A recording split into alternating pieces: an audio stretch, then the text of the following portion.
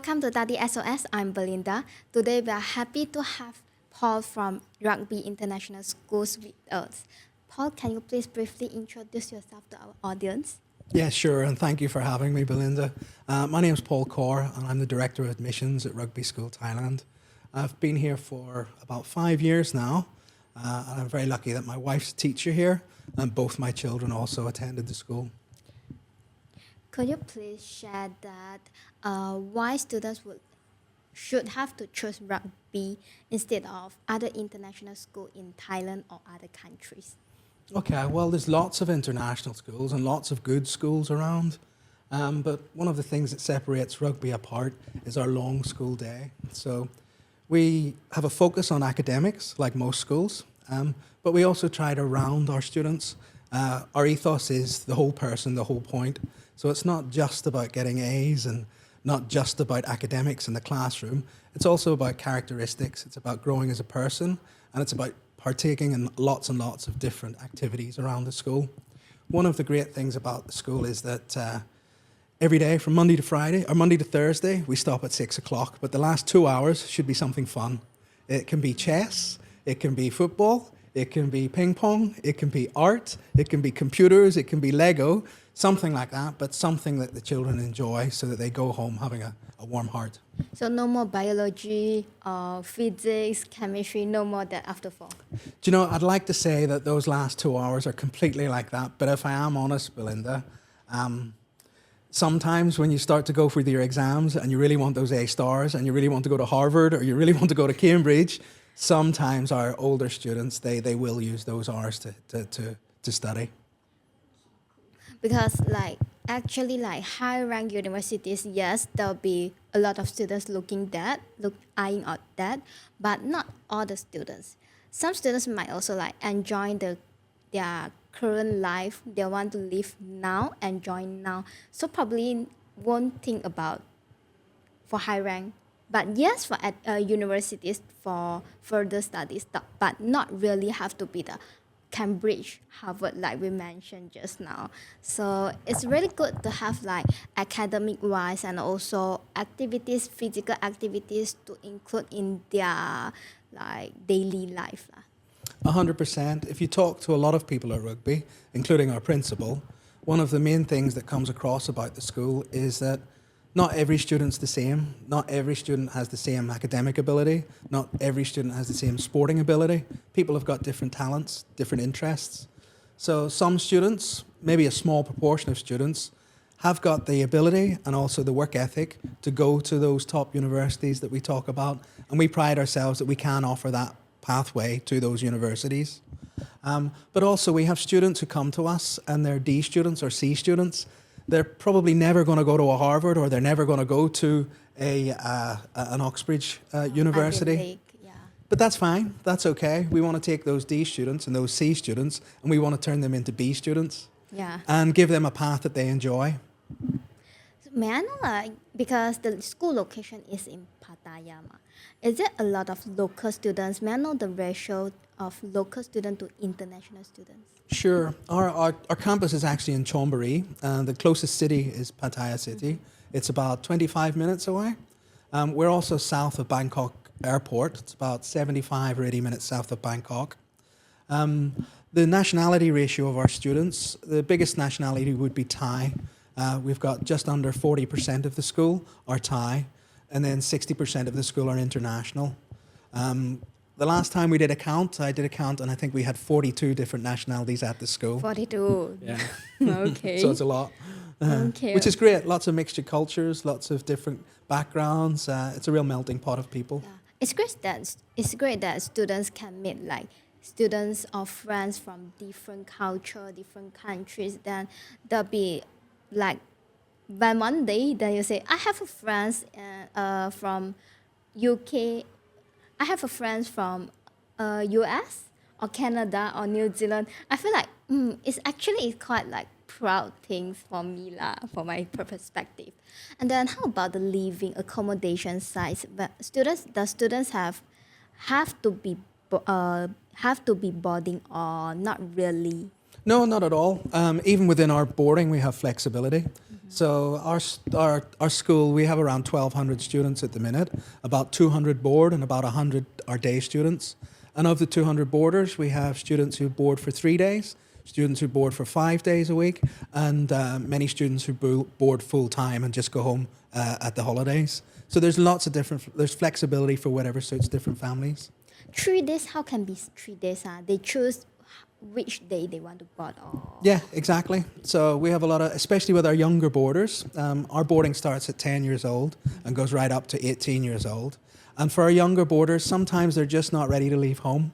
So coming in, maybe boarding Monday to Wednesday or doing a Monday, Wednesday, Friday can be really beneficial for them. They get to see the house, they get to see the boarding children, they realize it's a really good, supportive, friendly environment. And then they will probably turn into 5-day, 7-day boarders after that. I told you the story about my daughter earlier on. Yeah. We live really close by. We live basically in the school grounds. And my daughter, for the last year, really wanted to come to the boarding school. But I didn't let her. But that was a financial thing.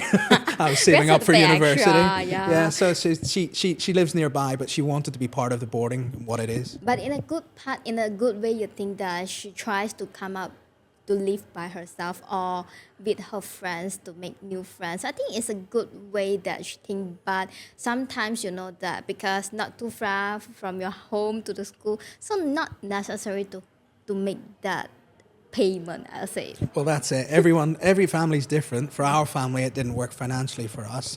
But for another family, they may not want to board and they want to have the day option, 3, 5 or 7.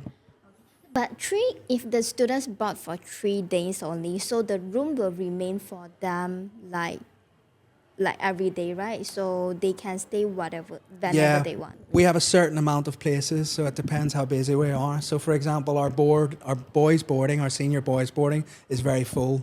So we don't offer too many 3-day places. We save those rooms for our 5 and our 7-day. Our junior boarding, they do want the 3 boarding, so we can work out a way and build it in nicely for them. Okay, cool. For juniors, right, or for new student to boarding, so they'll be like homesick or because new environment they can adapt. Maybe is there any like school support for them? Yeah, for sure. So I think it starts before the students get here. We have a really good boarding team for each boarding house, and the head of the boarding house is in contact with each family before they come to the school. So we'll find out as much as we can about the family situation. We'll find out about the student. What do they like? What do they don't like? What are they worried about? What are they excited about? What are they looking forward to? And then when they come to the school, we try and use that to make sure that they're comfortable when they get here. I think it's pretty inevitable. People are going to be a little bit nervous about change, about going to a new environment, about meeting new people. So it's up to us to try and make that as easy as possible for them. We're really lucky that we see a lot of children come through the school, and our staff have been working in boarding schools, many of them in different boarding schools in the UK and other countries. So they know children, they know how to do it. One of the great things that we do is when a child comes to us, we'll try and put them with someone, we'll buddy them up with someone who's got similar interests. Now that can be, maybe they're a really sporty person, or maybe they're really into drama or something like that. We'll try and pair them up with each other. And we'll do that usually for the first term. But then after that, we encourage them to go and make new friends. We don't want our boarding houses to be just little groups of people. We want one boarding house, one family, and different relationships within that, and lots of different relationships within that, not just one or two. Cool. Yeah, just now Paul mentioned that to me, that how the boarding house arrange the students' rooms. So I feel like it's quite interesting because few schools they arrange the students with nationality or maybe classroom or age group, something like this. But I think rugby has a quite special arrangement for that. Not really like, because usually in a different environment, students will tend to stick with same nationality students because they can speak in their home mother tongue. So it's a good way to have this kind of arrangements for the borders lah. And then Is there any like from so for boys, right? Actually, it's very good to have activities, physical activities like football, basketball. They make friends very fast with this kind of activities. Is there any activities that you encourage students to join, or is there any activities that you are personally very like to have? Well, I think it comes back to each student is their own individual. Again, if I talk about my own children, I've got two children. One of them is very much into drama, music, and performing. The other one's more sporty. So they move in very different circles. Their interests when they pick their activities, their after-school activities, they're picking different activities. But they're both finding what they love. They're both finding what they enjoy, and that's okay. I can't sing and I can't dance, but I can play sport. So I go to sport and I really enjoy it. Apart from the school activities, right? Because students will stay at the school from 8 to 6, and then the students is allowed to go out from rugby. Not during the day, no, Not during no. How So about weekend? weekends and evenings, our boarders can sign out. So our day students will come in at 8 o'clock and they won't leave until 6 o'clock until they're picked up by their parents. So that's how our day students would work. With our boarding parents, our boarding students, effectively the boarding staff act as their parents when they're under our care. So if a student wants to go out, they can. They'll sign out. They must go with another person and we must know where they are. Also, if they're leaving, if they're going quite far away, so for example, if they wanted to go to a shopping mall or if they wanted to do a sleepover with a friend at the weekend, we would contact the family and talk with mum or dad or guardian and say, hey, such and such wants to go to their friends tonight to do a sleepover, they're going to watch a movie. Do you give them permission?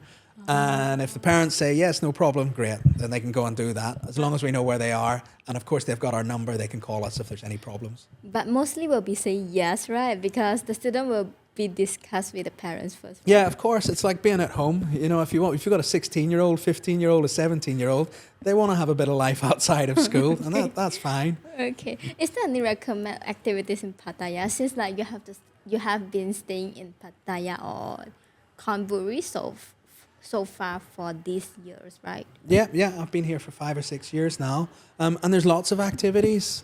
I'm going to probably mention a few sporting things because that's what I enjoy.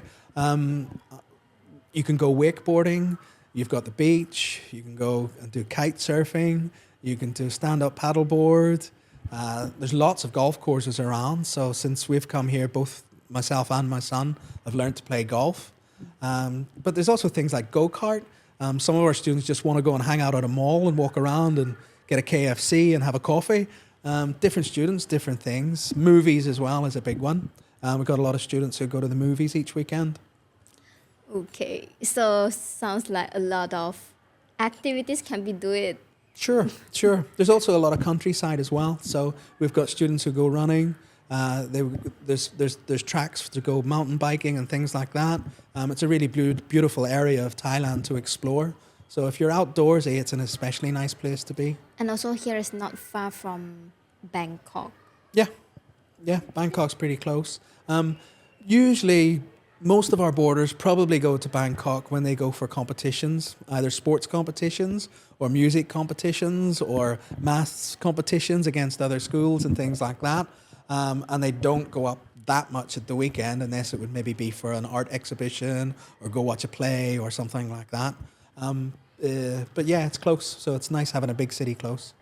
Is there any like achievement from Rugby International School graduates? Like, what are their in terms of destinations or academic wise or like outdoor activities? This kind of things. Is there any achievement?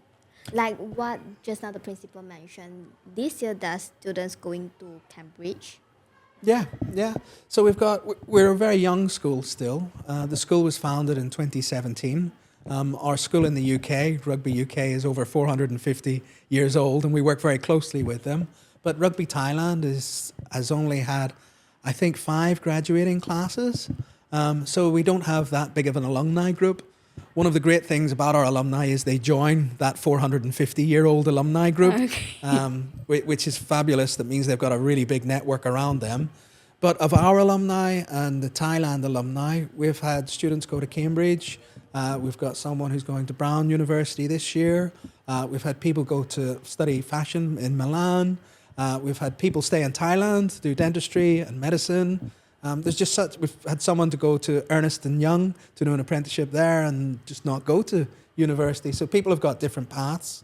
For us, it's taking that person and finding out that person, that young person, that student, and trying to find out what their interests are and where they want to be. And then we just provide the tools that get them there if they want to put the work in and want to get there themselves. So it can be any journey. Okay, cool. So talk about the destination, right? How about for parents or students who are considering Rugby International School? You think that what makes that rugby have to be one of their consideration or the only one consideration for their educational journey? Sure. Well, people have got choices when they have schools, of course. I see a lot of parents join the school, and quite a lot of our boarding parents are maybe just not ready to send their kids to the UK. It's maybe too far away. They want to have them back for the smaller holidays, half term, or even a weekend. We're quite close to a lot of countries in Asia. We're also very close to Bangkok Airport, which is a big connection hub for the region. So it means our kids, if they want to, they can go back for a long weekend if we have an expat holiday, or they can go back during the half term.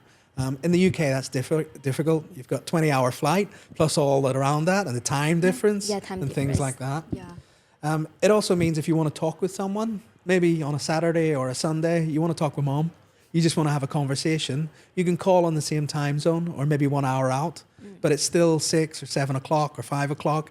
It's not talking to someone at 8 o'clock in the morning when you're going to bed at 8 o'clock at night. So that really helps our families as well.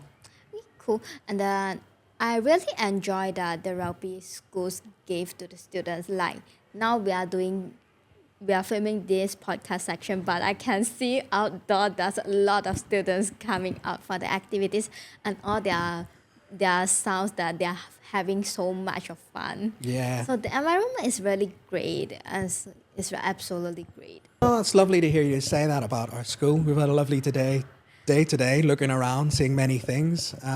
We were lucky enough, there was a swimming competition on with lots of international schools here. You're looking out the window at our tennis club just kicking off.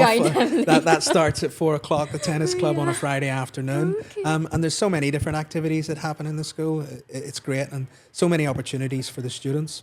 And then also today there's a swimming competition is ongoing. It's a great time that we have visit to rugby, I think. Yeah, it's a nice thing. It's also a bit different in the UK. You can't do outdoor swimming in a UK school. So we're lucky we have our kids doing that, and they're really enjoying it and have a real good time with the music on. Okay, so the filming comes to the end. So thank you for Paul having this section with me. Then see you next time. Bye bye. Thank you so much. Bye. Bye.